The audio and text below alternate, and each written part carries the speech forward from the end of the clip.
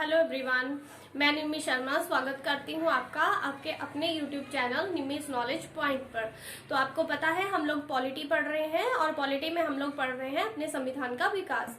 तो संविधान के विकास में हम लोगों ने एक श्रृंखला शुरू की है जिसमें हम एक्ट्स पढ़ रहे हैं, जैसे regulating act, Pitt's India act और लास्ट में हमने किया था चार्टर एक्ट ऑफ 1793। तो जैसे कि मैंने आपको बताया कि 20-20 सालों के बाद चार्टर एक्ट आते हैं, तो उस श्रृंखला में अगला चार्टर एक्ट आया है चार्टर एक्ट ऑफ 1813। ठीक है, 1813 का चार्टर एक्ट जिसे आज हम पढ़ेंगे। तो अगर आपको वीडियो अच्छी लगे तो प्लीज लाइक करें, शेयर करें और मेरे चैनल को सब्सक्राइब करना ना भूलें। तो देखिए, सबसे फर्स्ट चार्टर एक्ट में क्या प्रावधान किया गया। सबसे फर्स्ट जो था, भारत में कंपनी के व्यापारिक एक अधिकार को समाप्त किया गया और केवल चाय के व्यापार व चीन के साथ जो व्यापार था उसमें कंपनी को एक अधिकार की छूट दी गई। तो देखिए, जब कंपनी बनी थी ब्रिटिश ईस्ट इंडिया कंपनी, जब तो महारानी एलिजाबेथ ने पूरी मोनोपोली दी थी। ठीक है, पूरा एक अधिकार दे दिया था ब्रिटिश ईस्ट इंडिया कंपनी को कि वही भारत के साथ व्यापार कर सकती है और कोई भी भारत के साथ व्यापार नहीं कर सकता। तो अब जब 1813 आ चुका है, ठीक है, उस समय क्या हुआ है, उस समय इंग्लैंड में औद्योगिक क्रांति आ चुकी थी। लोग अपने अधिकारों के लिए जागरूक हो रहे थे और संसद में ये आवाज उठी कि क्यों ब्रिटिश ईस्ट इंडिया कंपनी ही भारत के साथ व्यापार कर सकती है, क्यों हम व्यापार नहीं कर सकते। ठीक है, लोग जागरूक हो रहे थे अपने अधिकारों के लिए। तो जब संसद में ये मांग उठी तब ब्रिटिश सरकार को इनकी बात को मानना पड़ा, वहां के लोगों की बात को उनको मानना पड़ा और ब्रिटिश सरकार को जो बाकी के वहां पर व्यापारी थे या व्यापारी कंपनीज जो थी उनको भी इजाजत देनी पड़ी कि वो भारत आए और व्यापार करें। बट यहाँ पर भी ब्रिटिश सरकार ने क्या किया कि जो चाय का व्यापार था और जो चीन के साथ व्यापार होता था उसके ऊपर मोनोपोली बना के रखी ब्रिटिश ईस्ट इंडिया कंपनी की, कि जो कंपनी है, जो ब्रिटिश ईस्ट इंडिया कंपनी है, वो चाय का जो व्यापार है उसके ऊपर भी उसी का एक अधिकार रहेगा और जो चीन के साथ व्यापार हो रहा है उसके साथ भी उसका एक अधिकार रहेगा। बट बाकी जो भी व्यापार है उनमें जो ब्रिटिश के लोग थे, जो और ब्रिटिश व्यापारी थे, उनको भी इजाजत दे दी गई कि अब आप भी आ सकते हैं और आप भी भारत में व्यापार कर सकते हैं। दूसरा यहाँ पर क्या प्रावधान किया गया है, दूसरा बोला गया ईसाई मिशनरियों को भारत में ईसाई धर्म के प्रचार की अनुमति मिल गई। वहां के जो, क्योंकि देखिए बहुत ही ज्यादा मात्रा में भारत में उस टाइम पे अंग्रेज लोग आ चुके थे, तो उनको भी अपनी जरूरतें थी कि वो भी चाहते थे कि हमारे भी यहाँ पर जैसे चर्च हो, हम लोग भी अपनी पूजा पाठ कर सके जैसे कि सब लोग करते हैं। तो कुछ मांग यहाँ से उठी, कुछ मांग वहां पर जो ईसाई धर्म के प्रचारक थे उन लोगों ने उठाई कि नहीं, हम भी जाना चाहते हैं, हम भी भारत में जाकर अपने धर्म का प्रचार करना चाहते हैं।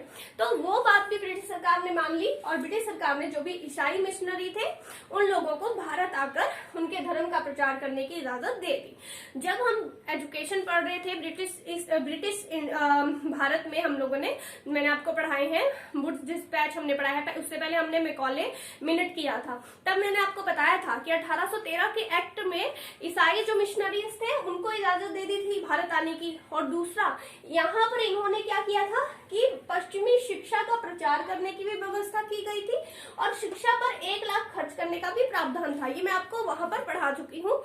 ठीक है, Indian education in British period जो मैंने आपको पढ़ाया है उसके वहां पर जाकर आप देख सकते हैं, उस वीडियो में पूरा मैंने आपको एक्सप्लेन किया है।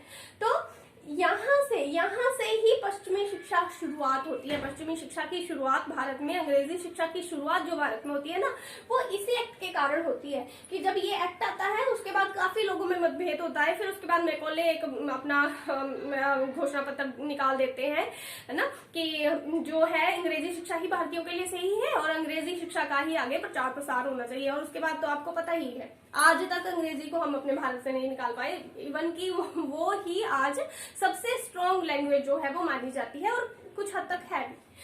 तो देखिए, उसके बाद ईसाई मिशनरीज को इन्होंने बोल दिया कि हाँ आप आइए और भारत में आकर आप ईसाई धर्म का प्रचार करिए। तो उन लोगों ने अब भारत आए, कुछ लोगों को उन्होंने बहला फुसला कर ईसाई बनाया और कुछ लोगों को जोर जबरदस्ती से, क्योंकि आपको पता है उस टाइम अंग्रेजों ने बहुत अत्याचार किए हैं यहाँ पर।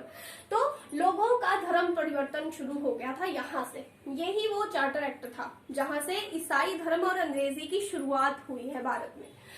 उसके बाद देखिए, ये मैंने आपको बता दिया कि भारत में पश्चिमी शिक्षा के प्रचार की भी इन्होंने व्यवस्था की। और दूसरा इन्होंने बोला, सबसे बड़ी बात कि शिक्षा पर 1 लाख का प्रावधान किया गया। इन्होंने बोला गया कि अब बजट में 1 लाख रुपया अलग से शिक्षा के लिए रखा जाएगा, जिससे भारतीयों को पुस्तकें लाकर दी जाएंगी और उन्हें स्कूलों में सुविधाएं दी जाएंगी। ठीक है। उसके बाद नेक्स्ट है, बोला स्थानीय सरकारों को लोगों पर कर लगाने के लिए अधिकृत किया गया और कर भुगतान ना करने पर दंड की व्यवस्था की गई।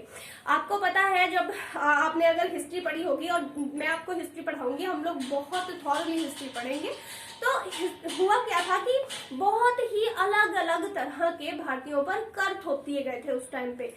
फसल भी भारतीयों की थी, मेहनत भी वही लोग कर रहे थे, बट फिर भी उनको कुछ हिस्सा, कुछ लगान के रूप में, कुछ किसी टैक्स के रूप में, कोई किसी टैक्स के रूप में लोगों उनको ब्रिटिश सरकार को देना पड़ता था। तो उसको क्या कर दिया इन्होंने यहाँ पे अनिवार्य कर दिया टैक्स देना। बोला अगर कोई टैक्स नहीं देता है तो आप उसे दंड दीजिए।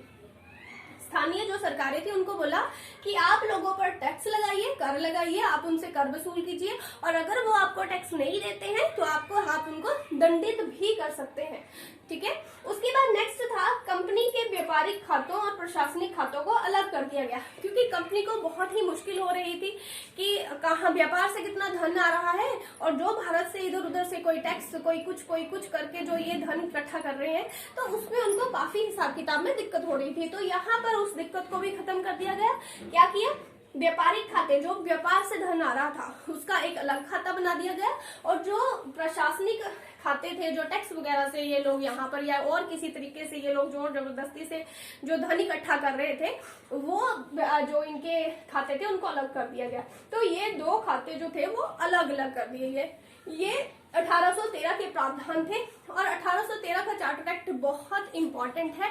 अगर आप देखें तो यहाँ से ही ईसाई धर्म का प्रचार शुरू हुआ है भारत में, यहाँ से ही अंग्रेजी जो शिक्षा है उसका प्रसार शुरू हुआ है भारत में। और इसके बाद के मैंने एक्ट आपको करवाए हैं, अगर आप लोग चाहें तो आप वो प्लेलिस्ट देख सकते हैं।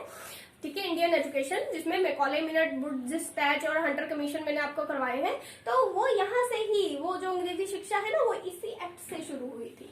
तो अगर आपको वीडियो अच्छी लगे हो तो प्लीज मेरे चैनल को सब्सक्राइब करें, लाइक करें और शेयर करें। Thank you.